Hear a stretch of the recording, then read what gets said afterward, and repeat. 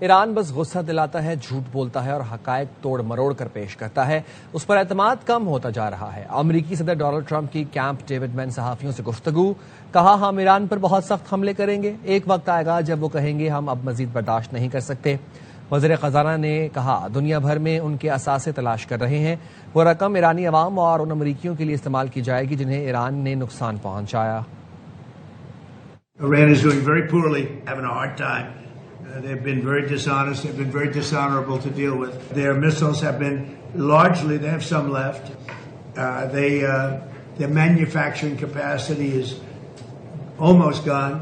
The drone capacity is almost gone. There are very few. We got 180% inflation. They aren't able to pay their troops. We are searching for their assets all around the world, and that money will go to the Iranian people, Americans who have been harmed by the Iranians. I want to talk, but they break their word. So we'll be in there talking about nuclear for 7 hours. And they'll go out and they'll say, we never discussed nuclear. All they do is make me angry. I'm losing faith in them because they do lie. And they do misrepresent. Well, we'll be hitting them. We'll be hitting them very hard. And at some point they're going to say, we just can't take it anymore.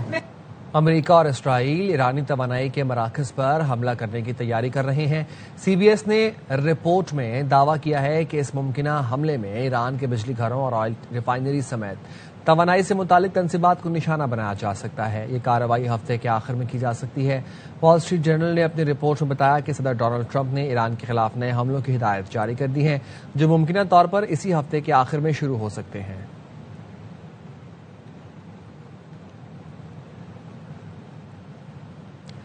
Iran نے بھی اسرائیل اور امریکی توانائی تنصیبات کو نشانہ بنانے کی تیاری کا دعویٰ کر دیا۔ ایرانی سرکاری میڈیا کے مطابق ایرانی فوج کے عہدیدار نے کہا ہے اگر ایران پر امریکہ یا اسرائیل کی جانب سے حملہ کیا گیا تو ایران جوابی کارروائی کے لیے تیار ہے۔ ایران نے اسرائیل کی اہم تنصیبات اور خطے میں امریکی توانائی کے مراکز کو نشانہ بنانے کے منصوبے تیار کر رکھے ہیں۔ انہوں نے کہا کہ ایرانی مسلح افواج کے پاس ایسی کارروائی کرنے کی صلاحیت موجود ہے۔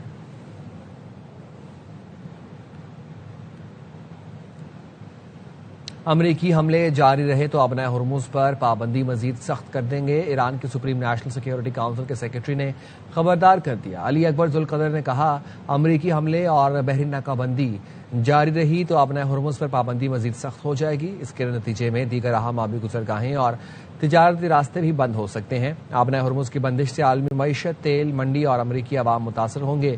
امریکی اقدام کے نتائج دنیا بھر میں محسوس کیے جائیں گے۔ امریکی ووٹرز ناکہ بندی کی قیمت ادا کریں گے۔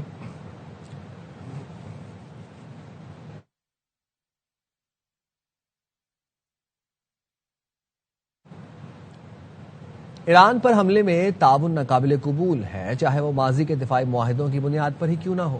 ایرانی وزیر خارجہ عباس اراغچی کی برطانوی ہم منصب ایڈملی بینس سے ٹیلی فونک گفتگو، کہا کسی دوسرے ملک پر حملے کے لیے کسی ریاست کی سرزمین یا تنصیبات کے استعمال کی اجازت دینا بین الاقوامی قانون کے تحت جارحیت تصور کیا جا سکتا ہے۔ ایسی صورت میں نشانہ بننے والے ملک کو اپنے دفاع کا حق حاصل ہوتا ہے۔ ایڈملی بین نے واضح کیا ایران کے خلاف جنگ میں برطانیہ شریک نہیں، برطانوی حکومت مسئلے کا سیاسی حل چاہتی ہے۔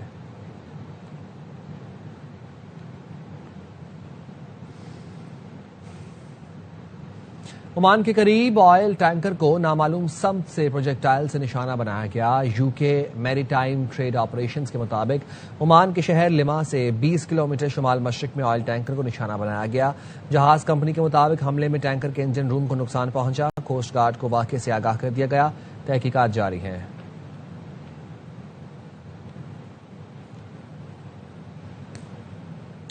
امریکی بحریہ نے آبنائے ہرمز کی ناکہ بندی مزید سخت کر دی۔ امریکی سینٹرل کمانڈ کے مطابق 31 جولائی تک ایران کے خلاف بحری ناکہ بندی کے دوران 30 تجارتی جہازوں کا رخ موڑ دیا گیا، 2 کو غیر فعال اور 2 پر چڑھ کر تلاشی لی گئی۔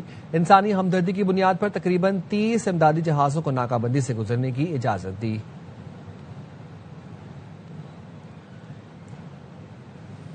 ایران جنگ میں امریکی میزائل ذخائر میں نمایاں کمی پر امریکی دفاعی حکام اور ماہرین نے تشویش کا اظہار کیا۔ فاکس نیوز کے مطابق امریکہ کے پاس پیٹریاٹ میزائل انٹرسیپٹرز کی تعداد جنگ سے پہلے تقریباً 2300 تھی، جو کم ہو کر 827 ہو گئی۔ تھاڈ انٹرسیپٹرز کی تعداد 452 سے کم ہو کر 258 تک آ گئی۔ پینٹاگون نے ہتھیاروں کے ذخائر کی بحالی کے لیے اربوں ڈالر کے ہنگامی فنڈز کی درخواست کی ہے۔ ایران جنگ سے عالمی عدم استحکام میں اضافہ ہو رہا ہے۔ سیکرٹری جنرل اقوام متحدہ انطونیو گوتریس نے خبردار کیا جنگ کے نتائج تباہ کن ہوں گے۔ اپنے بیان میں انہوں نے کہا اس تنازع نے توانائی کی منڈیوں کو متاثر کیا ہے، خوراک اور کھاد کی قیمتوں میں اضافہ کیا ہے اور عالمی سپلائی چینز پر بھی دباؤ بڑھا دیا ہے۔ انہوں نے عالمی برادری پر زور دیا کہ کشیدگی میں کمی اور امن کے قیام کے لیے فوری اور مؤثر اقدامات کیے جائیں۔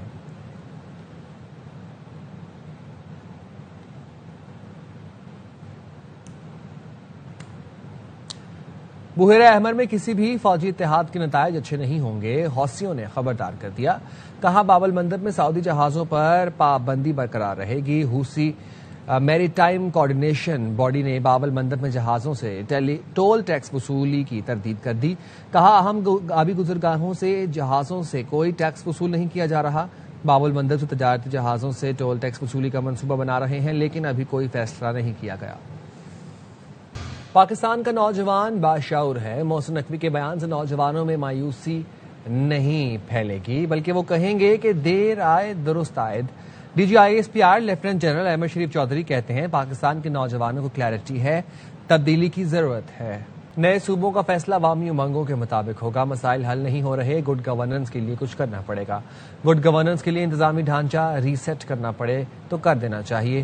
D G I S P R lieutenant general Ahmed Sharif Chaudhry کی نیوز کانفرنس بولے 1972 میں آبادی 7 کروڑ اور 4 صوبے تھے، آج آبادی 25 کروڑ ہو چکی، صوبے وہی 4 ہیں۔ انتظامی یونٹس بنانا خواہش نہیں رہی بلکہ پاکستان چلانے کے لیے مجبوری بن گئی ہے۔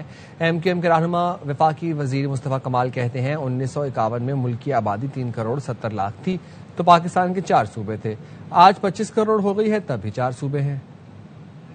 پاکستان میں ایڈمنسٹریٹو بنیادوں پر نئے ایڈمنسٹریٹو یونٹس کی ضرورت ہے۔ ہم تو بہت پہلے سے کہہ رہے ہیں، اب یہ ہماری خواہش نہیں ہے، پاکستان چلانے کی مجبوری ہے۔ جہاں جہاں اس حوالے سے آواز اٹھے گی ہم اس کی تائید کریں گے۔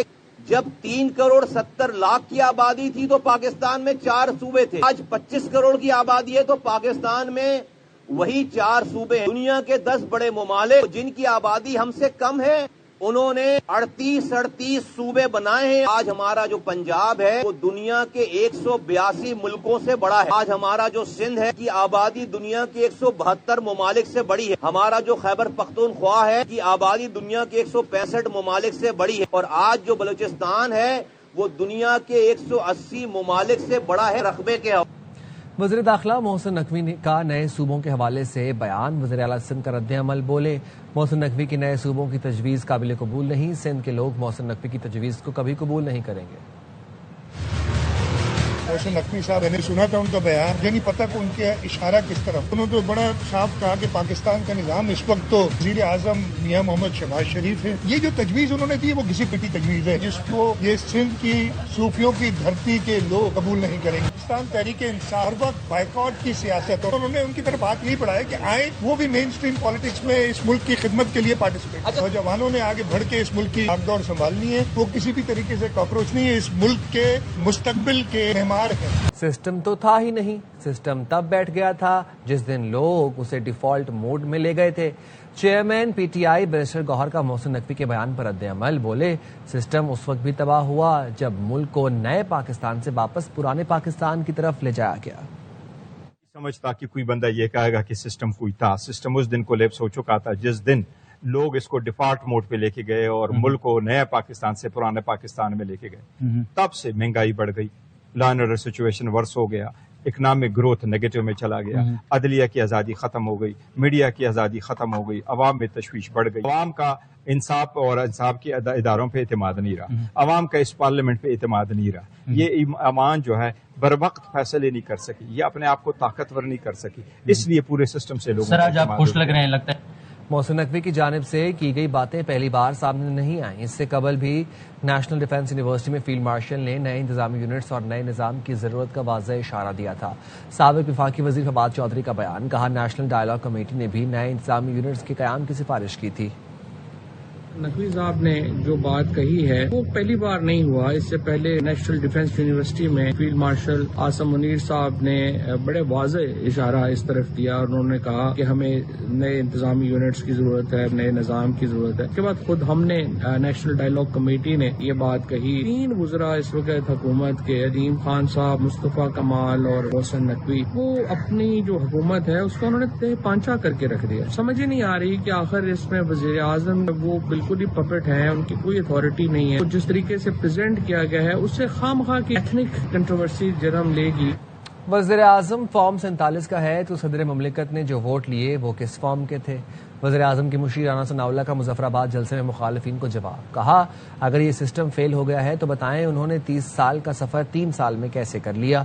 वज़ीर आज़म 18 घंटे काम कर रहा है, मुल्क डिफॉल्ट से बचा। आज दुनिया पाकिस्तान के साथ खड़ी है, हमें कॉकरोचों से ना डराया जाए। कॉकरोच कहते हैं चोर दरवाजों को बंद किया जाए। मुनासिब नहीं है कि आप कहें वज़ीर आज़म फॉर्म 47 का है। तो सदर ने जो वोट लिए हैं वो किस फॉर्म के थे? एक दूसरे बरखुरदार हैं, वो फरमा रहे थे ये सिस्टम जो है ये बस अब खत्म हो चुका है। ओ भाई, इस सिस्टम में तुमने 30 साल का सफर 3.5 साल में तुम कहां से चले हो और कहां पहुंचे। इंतजामी यूनिटों की जो बात है, 4 से या 7 से निजाम ने तो तब्दील नहीं हो जाना। ये कहें वजीर आज़म 18 घंटे काम करे तो फिर भी जो है वो अगले 10 साल में कोई फर्क नहीं पड़ेगा। और भाई, वजीर आज़म पहले ही 18 घंटे काम कर रहा है और उससे फर्क पड़ा है। ये मुल्क डिफॉल्ट से बचा है। आज पूरी दुनिया पाकिस्तान के साथ खड़ी है। ये वजीर आज़म की लीडरशिप नहीं तो और क्या। इस बात से ना डराया जाए कि जी ये जो काकरोच हैं अगर ये इकट्ठे हो गए, इनको लैपटॉप देने से या इनको वज़ाइफ देने से ही संभलेंगे। भाई, हमने संभाले हुए हैं और आगे भी संभालेंगे। काकरोच ये कहते हैं 30 साल का सफर 3.5 साल में करने के चोर दरवाजे हैं, इनको जो है वो बंद करो।